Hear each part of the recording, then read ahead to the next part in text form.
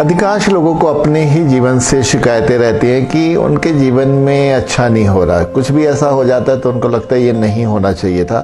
वो ये कारण नहीं ढूंढते, किसी नतीजे पे नहीं पहुंचते कि अगर कुछ भी उनके जीवन में अच्छा या बुरा उनके अकॉर्डिंगली हो रहा है तो वो क्यों हो रहा है, इससे ईश्वर क्या उनको मैसेज देना चाहता है। लेकिन वो तो सिर्फ रोने धोने में, अपने गिड़गड़ाने में रहते हैं कि नहीं, हमारे जीवन में ये सब नहीं चाहिए।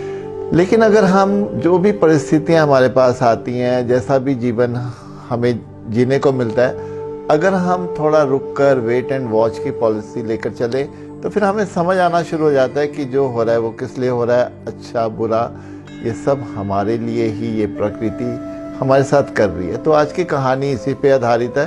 कहानी एक राज्य के गांव के किसान की, जिसके पास बहुत सुंदर घोड़ा होता है और सभी गांव वाले उसके उस घोड़े की हमेशा तारीफ करते रहते हैं। लेकिन एक रात रस्सी खुली होती है तो वो घोड़ा जंगल की तरफ भाग जाता है।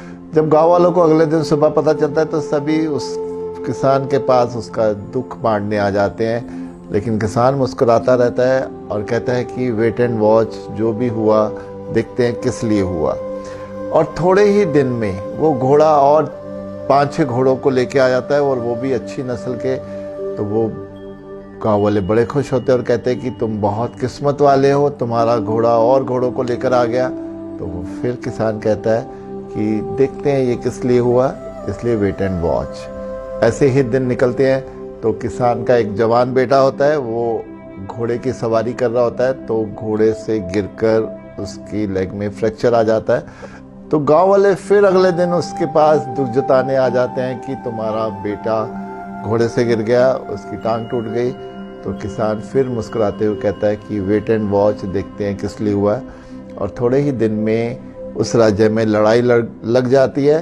तो अनाउंसमेंट होती है कि घर में जो भी जवान है उसको युद्ध में जाना है। लेकिन किसान का बेटे को युद्ध में नहीं ले जा पाते क्योंकि उसकी लेग में फ्रैक्चर होता है। तो फिर गांव वाले उसके पास आ जाते हैं कि तुम तो बहुत लकी हो कि हमारे घर के जो जवान बेटे हैं वो सब युद्ध में जा रहे हैं, लेकिन तुम्हारा बेटा युद्ध में नहीं जा रहा। तो किसान फिर मुस्कुराते हुए कहता है कि वेट एंड वॉच।